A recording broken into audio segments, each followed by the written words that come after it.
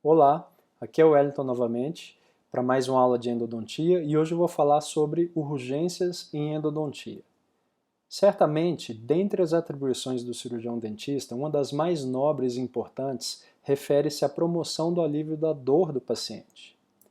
A dor pode ser definida como uma experiência desconfortável e emocional associada com dano tecidual atual ou potencial, ou descrita em termos de tal dano. É uma experiência de natureza multidimensional e é sempre subjetiva e associada com fatores emocionais e cognitivos.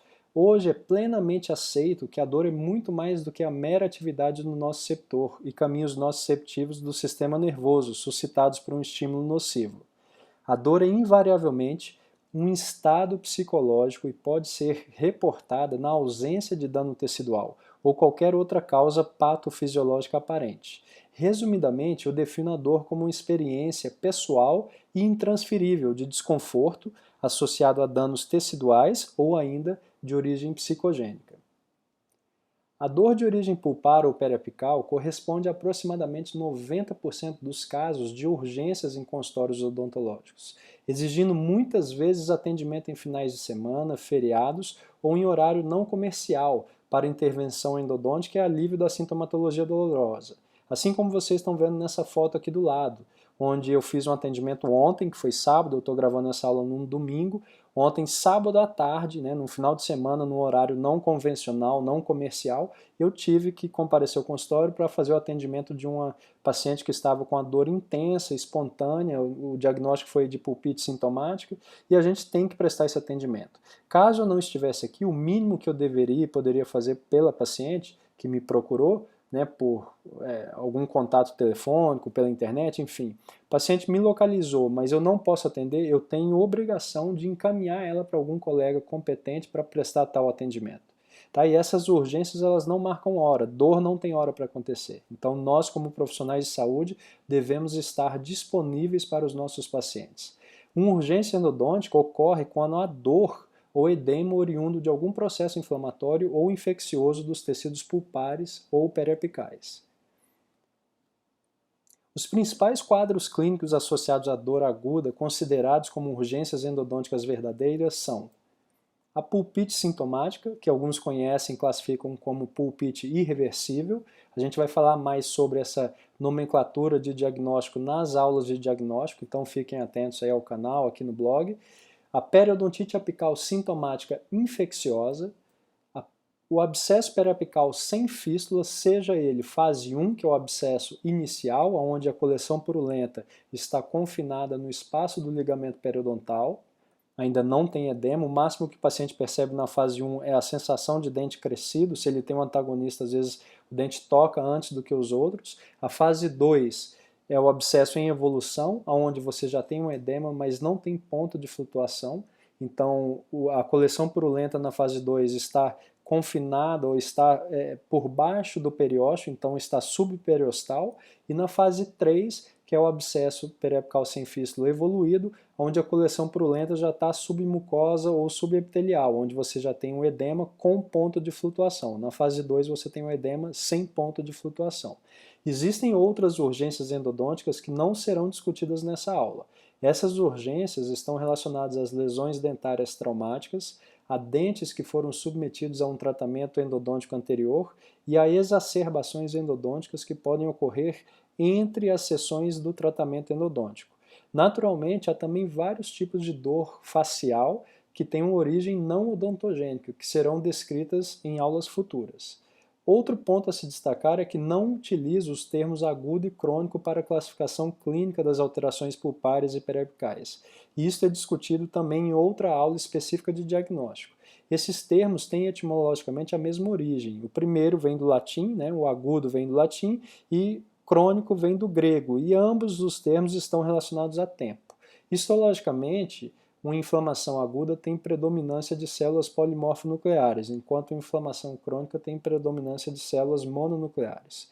Já clinicamente, uma dor aguda se refere geralmente a uma dor de alta intensidade e rápida evolução, enquanto a dor crônica se refere a uma dor de leve intensidade e lenta evolução ou longa duração. Por ser uma entidade psicológica e biológica, né, o controle da dor odontogênica deve considerar tanto os sinais e sintomas físicos quanto o estado emocional do paciente. As necessidades, os medos e a maneira do paciente lidar com a dor devem ser compassivamente entendidos, compreendidos. Esta avaliação e a capacidade do dentista em construir uma relação de confiança com o paciente são fatores fundamentais para o sucesso do tratamento.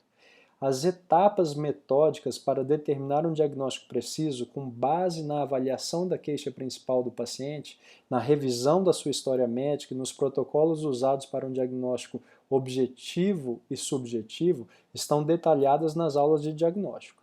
Depois de determinada a necessidade do tratamento endodôntico, cabe ao clínico tomar as medidas necessárias para controlar a urgência odontológica. O clínico tem a responsabilidade de informar ao paciente o plano de tratamento recomendado, alertando-o quanto às alternativas, os riscos e benefícios correspondentes e o prognóstico esperado nas circunstâncias do momento. Com essas informações que o profissional passou para o paciente, ele vai poder optar pela extração em detrimento do tratamento endodôntico ou eventualmente até solicitar uma segunda opinião. Nunca deve se forçar um plano de tratamento a um paciente. A opção quanto ao tratamento é feita sempre em conjunto pelo paciente e pelo clínico, como a gente vê nesse esquema aqui. Então a tomada de decisão clínica depende, obviamente, tem que ser uma decisão baseada em evidência científica. O profissional vai propor um tratamento de acordo com a sua experiência e julgamento, mas nós devemos sempre observar as circunstâncias clínicas individuais do paciente e, muito importante, onde muitos profissionais acabam pecando, é não ouvir o paciente, não dar a devida atenção aos valores e preferências do paciente. Ao atender um paciente com urgência, o clínico deve determinar o melhor tratamento de acordo com o diagnóstico. O tratamento pode variar dependendo da condição pulpar e periapical, da intensidade e duração da dor e da presença de um edema difuso ou com ponto de flutuação. Bom, nós partindo de uma polpa normal, quando a gente tem algum agente etiológico, seja ele micro-organismos ou outros fatores etiológicos, como fatores físicos, né, um sobreaquecimento da polpa, por exemplo, durante um preparo cavitário, um traumatismo, ou fatores químicos como primer, adesivo ou alguma outra substância química que também pode levar às alterações pulpares e, consequentemente, às alterações periapicais, a gente tem que passar a estudar quando esses agentes etiológicos estão presentes, nós devemos saber qual o tratamento e o prognóstico de cada alteração pulpar ou periapical.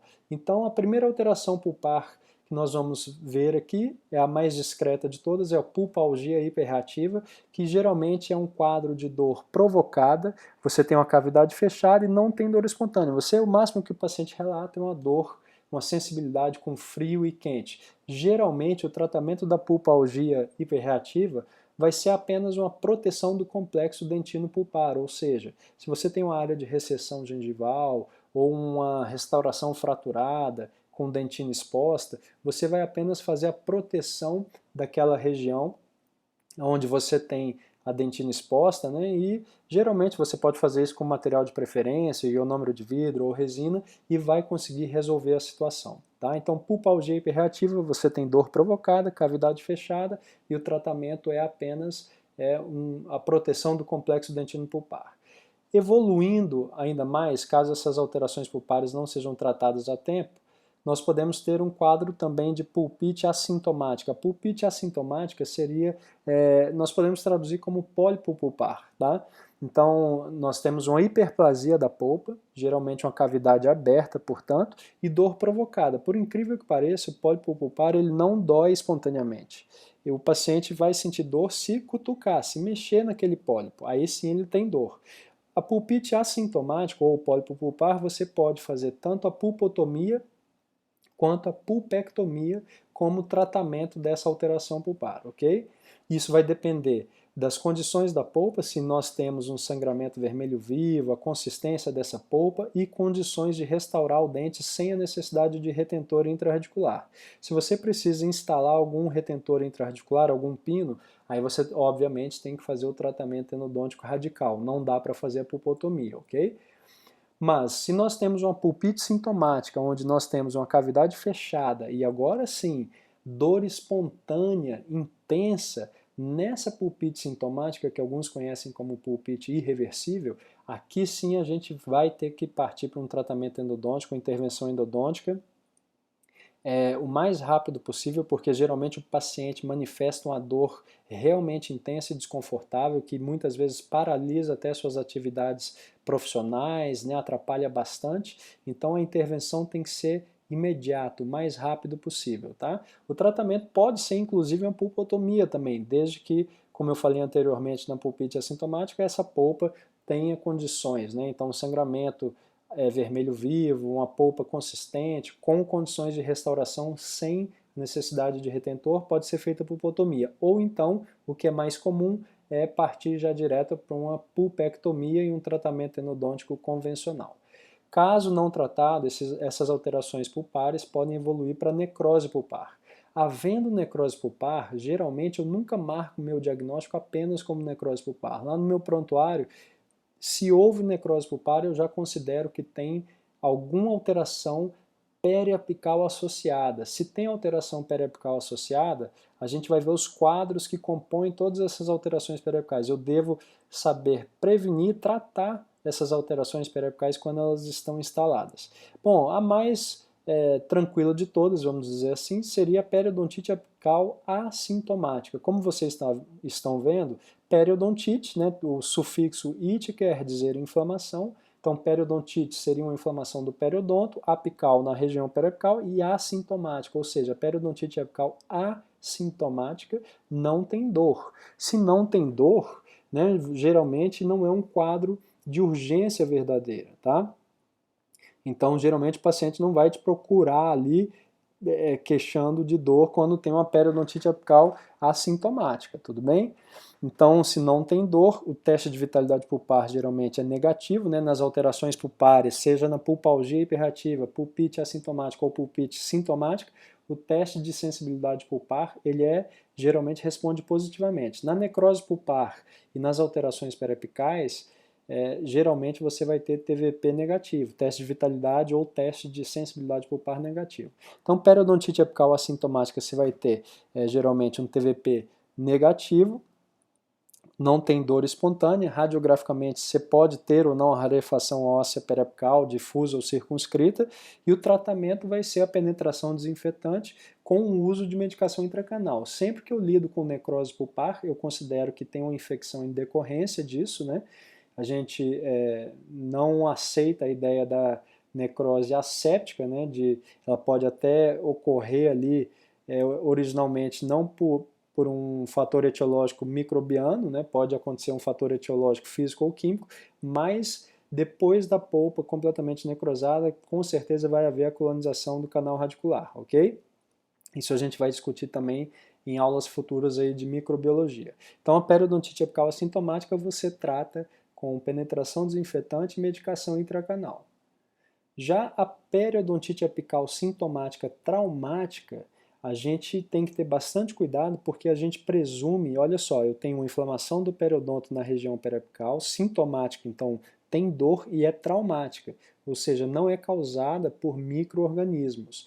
Essa alteração periapical não depende da presença de micro-organismos. Ela pode ocorrer, por exemplo, devido a algum contato prematuro, então saiu da dentística, ou mesmo depois de um tratamento endodôntico concluído, você coloca uma restauração provisória, né, ou uma restauração de resina, que seja, você deixa a restauração alta. Um contato prematuro pode gerar dor na região periapical por causa desse contato prematuro. O próprio ato da pulpectomia, então a endodontia, o tratamento endodôntico, eu sempre falo isso para os alunos, o tratamento endodôntico é um procedimento microcirúrgico. A gente corta a polpa, que é um tecido conjuntivo, que tem sangue, né? O sangue que corre na polpa é o mesmo que corre no coração, no pulmão, enfim. Então é um procedimento cirúrgico e o próprio ato da pulpectomia pode gerar dor pós-operatória, ok? Uma sobreinstrumentação, por exemplo, também é outro fator etiológico possível aí da periodontite apical sintomática traumática, a sobreobturação ou ainda substâncias químicas, né? Vamos supor que você está fazendo irrigação do canal radicular e você acaba extravasando, por exemplo, a solução de hipocloreto de sódio. Você também pode provocar bastante dor nessa situação, e aí você tem um quadro de periodontite apical sintomática traumática, onde, mais uma vez vou enfatizar, você presume a ausência de micro-organismos, você não tem infecção. Ok? Então você tem essa dor pós-operatória provocada, espontânea, geralmente com dor à palpação, percussão. O TVP, aqui cabe uma observação. Eu posso ter periodontite apical sintomática traumática com polpa vital. Você fez uma restauração, a polpa estava vital e você fez a restauração, deixou o contato prematuro lá, deixou alta a restauração. Então você pode ter um quadro de periodontite apical sintomática traumática com polpa vital. Então o TVP pode ser positivo ou negativo. Geralmente você não tem mobilidade, ou no máximo que você vai perceber é uma discreta mobilidade, então com ausência de micro-organismo, obviamente, e é uma manifestação, portanto, de caráter inflamatório. Radiograficamente, você vai ver o espaço periodontal normal, você pode até ver um discreto aumento, né, ali no espaço da membrana periodontal, mas nada muito evidente, tá, geralmente. O tratamento, geralmente, vai consistir apenas de um alívio oclusal, tá, e algum analgésico ou anti-inflamatório associado. Tá? Então, apenas para tratar os sintomas, né? A causa você vai remover com alívio oclusal, geralmente. Tá? Então, você não precisa reintervir, ok? Agora, nós temos outro quadro, que é a periodontite apical sintomática infecciosa. Bom, a etiologia da periodontite apical sintomática infecciosa é a evolução natural da necrose pulpar, né? Então, se você tem um quadro de necrose pulpar com evidência de contaminação, a tendência é que esse quadro evolua para uma periodontite apical sintomática infecciosa. Clinicamente, você vai ter dor pré ou pós-operatória, é uma dor geralmente espontânea, e também pode ter dor à palpação e percussão. O TVP geralmente é negativo, porque já houve a necrose pulpar, então aí você tem a evolução da necrose, portanto não responde ao teste de sensibilidade pulpar com frio ou quente, você vai ter geralmente a ausência ou uma discreta mobilidade dentária e, como o nome diz, sintomática infecciosa. Se é infecção, você presume que tem a presença de micro-organismo, ok? Você pode ver ou não uma lesão periapical na radiografia. Então você pode ter um espaço periodontal normal, aumentado, ou uma rarefação óssea periapical difusa ou circunscrita. Nas aulas de radiologia e tomografia que eu vou colocar aqui futuramente, vocês vão ver, tem um trabalho muito interessante da equipe do professor Carlos Estrela, mostrando que em cerca de 1/3 dos casos as lesões não aparecem na radiografia periapical, ou seja, existe a lesão periapical e não aparece na radiografia. Quando eu olho radiografia panorâmica, cerca de metade das radiografias panorâmicas não mostram lesão periapical quando ela está presente. Então é um dado importante porque nem sempre quando eu não vejo a lesão na radiografia quer dizer que ela não exista, ok? Você pode ter a lesão e ela não aparecer na radiografia para você. Como é que eu trato a periodontite apical sintomática infecciosa? Bom, o tratamento da periodontite apical sintomática infecciosa, ela vai ser basicamente, obviamente você vai anestesiar, isolar, vai fazer a penetração desinfetante, você vai fazer o preparo do canal radicular, tá? Então você vai fazer o preparo químico-mecânico, como queira chamar aí, o preparo do canal radicular e a colocação da medicação intracanal e vai fechar provisoriamente o dente, tá? Então eu estou discutindo aqui o tratamento ideal, gente. A pulpite sintomática, a gente fala pulpotomia ou pulpectomia. Se der para obturar em sessão única, vamos obturar em sessão única no caso da pulpite. Então você abre o dente, faz o preparo e obtura. E quando não dá tempo, vamos supor que eu vou atender um quadro de pulpite sintomática. Então, olhando aqui do lado, aqui, voltando para as alterações pulpares. Pulpite sintomática, se não dá tempo, eu estou com o consultório cheio de gente, apareceu esse paciente com dor e eu tive que encaixar ele ali no atendimento para poder só tirar a dor dele. Eu não tenho tempo suficiente para fazer um tratamento endodôntico completo, até a obturação do canal. Então, no caso de polpa vital, pulpite sintomática no caso, uma coisa que eu faço muito quando eu estou atendendo urgências lá na Polícia Militar ou em algum outro local que eu estou exclusivamente para atendimento de urgência, às vezes você não tem nem as condições necessárias para fazer um tratamento endodôntico completo. Nos casos de polpa vital, se você remover a polpa coronária, você já está removendo 90% das fibras nervosas. Então, olha que informação importante. 90% das fibras nervosas estão na polpa coronária. tá? Então, se você fizer a remoção da polpa coronária apenas, né, como se fosse fazer uma pulpotomia, né? Você deixa lá a polpa no canal radicular, você vai remover apenas aquela polpa da porção coronária do dente.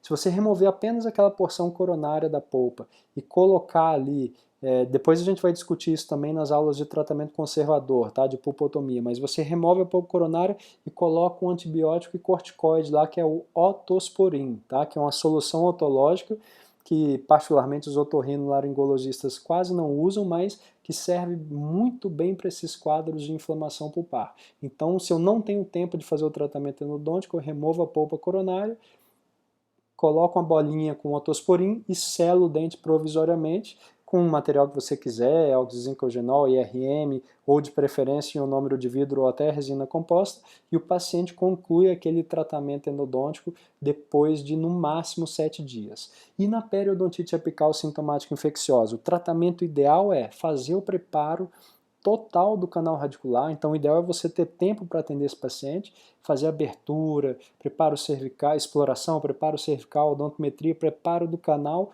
e colocar a medicação intracanal, que no caso a gente indica o hidróxido de cálcio PA, com solução fisiológica ou água destilada, e sela o dente e o paciente fica ali um tempo com a medicação intracanal para voltar numa sessão futura, para caso esteja sintomático, fazer a obturação do dente. E quando eu não tenho tempo, vamos supor que eu pego um quadro de periodontite apical sintomática infecciosa, ou seja, eu tenho infecção, mas eu não tenho tempo de fazer o preparo do canal radicular completo. O que eu faço no meu consultório? Meu consultório está lotado, cheio de pacientes, não dá tempo de atender. Como é que eu procedo nesses casos? O que a gente recomenda? Fazer abertura coronária, tá? Uma boa abertura coronária, exploração, se possível, pelo menos o preparo cervical. Só de você fazer a abertura coronária, você já está alterando a pressão de oxigênio ali dentro. Lembrem-se, a gente lida, essas bactérias relevantes lá para as alterações periapicais, geralmente elas são anaeróbias estritas ou facultativas. Então, se você permite essa troca de oxigênio ali, você altera essa tensão de oxigênio ali no canal, você já está mudando a microbiota. E muitas vezes só de fazer abertura isso já é o suficiente, devido à diferença de pressão lá na região periapical e a pressão atmosférica, você já pode ter uma microdrenagem, você já tem um alívio da dor do paciente, ok? Então você faz a abertura da melhor maneira possível, se possível faz até o preparo cervical e coloca uma bolinha com hipoclorito de sódio lá. Essa bolinha de hipoclorito de sódio, ela vai servir ali para não haver uma recontaminação ali, uma infiltração pelo material provisório, mas lembrando que o ideal é você fazer a colocação de medicação intracanal como hidróxido de cálcio. Por que eu não coloco hidróxido de cálcio quando eu não tenho tempo? Porque você, para colocar o hidróxido de cálcio, você tem que fazer o preparo do canal radicular. Você tem que alargar aquele canal para poder inserir a medicação, inserir o hidróxido de cálcio PA com solução fisiológica ou água destilada, ok? Se você não tem tempo para fazer isso, deixa a bolinha de algodão com hipoclorito e o paciente vai procurar concluir aquele tratamento depois de no máximo 7 dias. Geralmente na periodontite apical sintomática infecciosa eu vou associar também algum analgésico e antibiótico, ok? Então, se eu tenho um quadro de dor, prestem atenção, fiquem atentos aqui no canal e no nosso blog que em breve a gente vai colocar uma aula de farmacologia e endodontia, tá? Mas se eu tenho um quadro de dor, uma dúvida muito frequente, quando que eu prescrevo antibiótico, né? Então, vou resumir como é que eu faço na minha clínica. Se eu tenho um quadro de dor associado à infecção, geralmente eu vou lançar a mão dos antibióticos, ok? A periodontite apical sintomática infecciosa, o professor Carlos Estrela, ele sempre fala, né, que a periodontite apical sintomática infecciosa é a sala de espera do abscesso. Eu tenho um quadro doloroso com infecção, ou seja, está querendo virar um abscesso. Então a gente tem que evitar. E o antibiótico, nesse caso, vai ser um coadjuvante aí, mas o que resolve o problema, o que resolve essa infecção é a medicação intracanal, ok? Então o paciente tem que procurar fazer esse tratamento o mais rápido possível. Se você não conseguir no dia, bolinha de algodão com hipoclorito de sódio, sela o dente e ele volta depois para terminar. Se tiver condições de fazer o preparo químico-mecânico, o preparo completo do canal radicular, você faz o preparo do canal e coloca hidróxido de cálcio PA com água destilada ou solução fisiológica e o paciente retorna depois de alguns dias. No meu consultório, particularmente, eu deixo 30 dias com a medicação intracanal pelo menos, tá? Isso a gente vai discutir também numa aula futura só de medicação intracanal. E outro quadro também que é bastante doloroso, né? Então tem uma sintomatologia bastante intensa, é o abscesso periapical sem fístula. Tá? Então o abscesso periapical sem fístula, didaticamente a gente divide ele em 3 fases. Tá? A gente tem a evolução natural da periodontite apical sintomática infecciosa ou um agudecimento da periodontite apical assintomática, vai acabar virando abscesso periapical sem fístula, e a gente didaticamente divide em fase 1, fase 2 e fase 3. Então a fase 1, que é o abscesso inicial, a gente tem aquela coleção purulenta restrita ao espaço do ligamento periodontal, tá? Então você vai ter uma dor bastante intensa, espontânea, pulsátil, localizada, dor à palpação, percussão. O paciente, quando tem um dente antagonista, ele percebe contato primeiro naquele dente, então ele tem uma sensação de dente crescido, né? Aquele dente, ele nem lembrava dele, mas agora parece que o dente cresceu na boca, ele toca primeiro aquele dente. A coleção purulenta está restrita ao espaço da membrana periodontal, então o dente acaba obstruindo levemente ali. O TVP geralmente, obviamente, é negativo, né? Radiograficamente, você pode ou não ver a lesão periapical, então não esqueçam disso, tá? Nem sempre você vai ver alguma lesão periapical muito evidente nesses casos aqui. Tratamento do abscesso, tá? Do abscesso fase 1, tá? Então olha lá, eu estou falando do abscesso periapical sem fístula fase 1. Você vai anestesiar, vai isolar, vai irrigar abundantemente com hipocloreto de sódio, tá? Geralmente eu utilizo entre 1 e 2,5%, tá? Ultimamente eu tenho usado mais 2,5%. Você vai fazer essa penetração desinfetante, você vai fazer, olha que importante isso aqui, você vai fazer a ampliação do forame com a lima 20 ou 25, tá? Então por que eu faço esse alargamento do forame no abscesso fase 1? Para tentar drenar via canal. Então eu não falei que a coleção purulenta está restrita ao espaço do ligamento periodontal, no abscesso sem fístula fase 1? Então eu alargo um pouquinho o forame com a lima 20 ou 25 para tentar drenar o canal, tá? Drenar o pus via canal, ok? Se eu tiver tempo, gente, eu vou fazer o preparo do canal radicular. Então sempre que tiver tempo, o ideal no atendimento de urgência é você fazer todo o preparo do canal e colocar a medicação intracanal de eleição, que é o hidróxido de cálcio PA com água destilada ou soro fisiológico, ok? Você depois disso vai selar provisoriamente o dente, vai fazer um alívio oclusal, tá certo? E vai prescrever analgésico, anti-inflamatório e também antibiótico, ok? Então antibiótico sempre, dor associada à infecção, eu entro com antibiótico, ok? Já na fase 2, tá? Você vai ter uma dor espontânea também, mas de menor intensidade que na fase 1, é uma dor pulsátil e localizada ainda. Tá? É muito interessante, deixa eu falar uma coisa aqui muito interessante. Geralmente a dor de origem pulpar é uma dica clínica muito bacana. Geralmente a dor de origem pulpar ela é uma dor de origem, é uma dor difusa, tá? Então a dor de origem pulpar ela é difusa, o paciente tem dificuldade de identificar qual dente está doendo. Às vezes ele pode até estar com um dente doendo na arcada superior e achar que é um dente na arcada inferior. Já a dor de origem periapical é uma dor bem localizada, o paciente geralmente consegue pôr o dedo e mostrar exatamente qual dente que está doendo, ok? Então, dor de origem pulpar difusa, dor de origem periapical bem localizada. Então, vamos lá. Abscesso fase 2, você vai ter um edema sem ponto de flutuação e aumento volumétrico, tá? O TVP é negativo. A coleção purulenta aqui no abscesso periapical sem fístula fase 2, a coleção purulenta vai já ter invadido o espaço medular e vai alcançar, já alcançou a região do subperiósteo, ou seja, está por baixo do periósteo. Você tem um edema sem ponto de flutuação. Radiograficamente, na fase 2, você pode ter o espaço periodontal normal aumentado, mas nem sempre você vai ver aquela rarefação óssea difusa nítida, ok? Então você pode ter ou não, mas lembrando sempre que não é porque você não vê a lesão que ela não existe, ok? Tratamento do abscesso periapical sem fístula fase 2.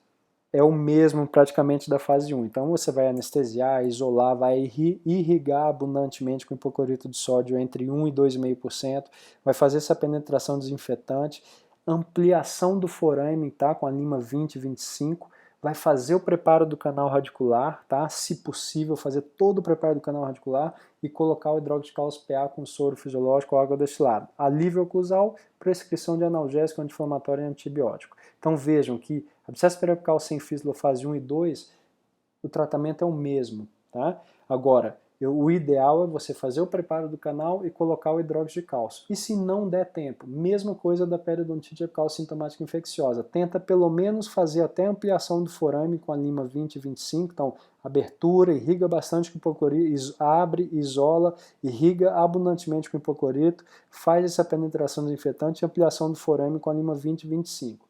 E aí você põe, irriga o canal com hipoclorito de sódio, deixa uma bolinha de algodão lá e sela, tá? Geralmente, mesma coisa, só de abrir, alterar a tensão de oxigênio e às vezes ampliar um pouquinho o forame lá, você já pode promover uma pequena descompressão ali da região periapical e gerar o alívio de dor para o paciente, tá? Mas é importante você, se possível, fazer todo o preparo do canal radicular, instalar a medicação intracanal e não esquecer do coadjuvante, que é o antibiótico e analgésico aí para ajudar a controlar a infecção e a dor do paciente, tá? E o abscesso periapical fase 3, onde a gente já tem agora na fase 3 um ponto de flutuação, então eu tenho um edema bem evidente com ponto de flutuação, eu vou ter uma dor espontânea, menos intensa que a fase 1, uma dor pulsátil, localizada, tá? Mas menos intensa do que a fase 1, né? Eu já tenho essa coleção purulenta invadindo o espaço medular, já alcançou a região do subperiósteo e submucosa ou subcutânea. Radiograficamente, você vai ter o espaço periodontal aumentado, podendo aparecer ou não a área de rarefação óssea difusa, ok?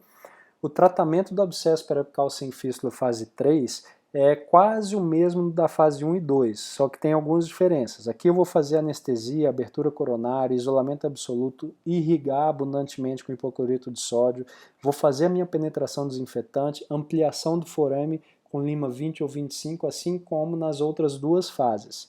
Só que eu tenho aqui também, como eu já tenho edema com ponto de flutuação, eu vou fazer a drenagem cirúrgica intra ou extra-oral, dependendo de onde tiver esse ponto de flutuação. Lembrando que se você tiver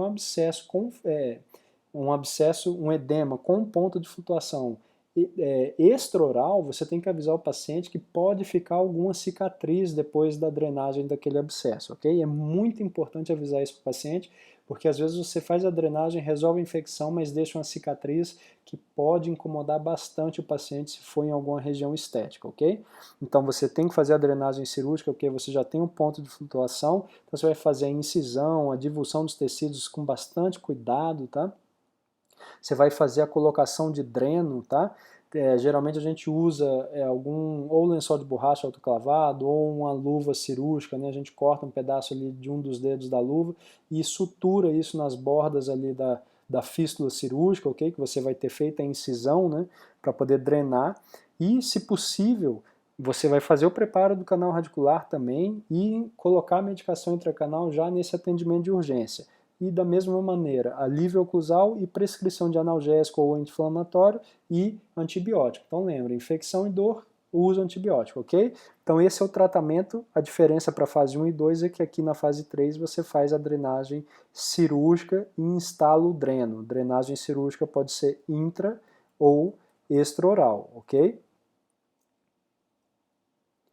E o abscesso periapical com fístula? Bom, se você tem fístula, imagina, você tem um edema, tá, com pus, né, com a coleção purulenta, mas já drenou espontaneamente. O próprio organismo tratou de aliviar aquela pressão intratecidual. Tá? Então, se você tem a fístula, você geralmente não tem dor. Você tem uma via de drenagem não cirúrgica, né, que você não teve que incisar para aquela fístula surgir, então você já tem um alívio da dor. Nesse caso de abscesso periapical com fístula, você pode considerar isso como não sendo uma urgência, ou seja, abscesso periapical com fístula não é urgência, porque não tem dor, ok? Já drenou, já aliviou aquela pressão intratecidual. Então, o tratamento do abscesso periapical com fístula é o mesmo da periodontite apical assintomática. Você faz a penetração desinfetante, preparo do canal radicular e a medicação com hidróxido de cálcio PA com soro. Se não der tempo, bolinho de algodão com hipoclorito. Mas eu recomendo fortemente que em todos os casos de alterações periapicais, principalmente, você faça o preparo do canal radicular e o hidróxido de cálcio PA como medicação intracanal. Se não der tempo, às vezes é melhor você encaminhar para um colega, ok? Principalmente porque você pode ter quadros como que o pessoal chama de flare-up, né? Que é uma agudização. Você pode pegar, por exemplo, uma periodontite apical assintomática e se o paciente chega sem dor, você começa o tratamento e não termina, ou na pressa ali acaba fazendo alguma coisa errada, alguma iatrogenia, e você gera um quadro de dor onde não tinha, tá? Então, se você não tem tempo para prestar o atendimento, às vezes é mais barato, é mais viável para você encaminhar isso para algum colega que tenha tempo e experiência e condições de prestar o atendimento de urgência adequado para o paciente, ok? Bom, para auxiliar o clínico na avaliação do nível de dificuldade de um determinado caso endodôntico, a Associação Americana de Endodontia elaborou o formulário de diretrizes de avaliação da dificuldade de casos endodônticos, ok? Esse formulário visa tornar a seleção dos casos mais eficiente, mais consistente e mais facilmente documentada, bem como proporcionar uma maior objetividade para determinar quando pode ser necessário encaminhar o paciente para outro clínico, como eu disse anteriormente, que seja mais qualificado para lidar com as complexidades do caso clínico, tá? Você pode fazer o download desse formulário, eu vou deixar um link aqui embaixo desse vídeo, tá? Para você fazer o download desse formulário, que serve como um guia para você ir na clínica durante os atendimentos de urgência. Se cadastre no nosso blog, tá? O nosso blog é o sorrisosdesucesso.com, ok? Curta e compartilhe a nossa página do Sorriso Sucesso no Facebook e assine o canal do YouTube para receber em primeira mão todas as aulas seguintes que eu estiver produzindo, ok? Bom, gente, muito obrigado pela atenção, tá? Caso você queira um contato pessoal, aqui você encontra meus telefones, meu e-mail, os locais onde trabalho, né, no Núcleo de Elaboração de Projetos da Diretoria de Assistência Odontológica da Polícia Militar do Distrito Federal, do meu consultório particular, que o telefone está aí embaixo, junto com o meu celular, ou na Unip, né, a faculdade daqui de Brasília, na qual eu coordeno as disciplinas de endodontia laboratorial e endodontia clínica. Vai ser um prazer te receber em qualquer um desses lugares.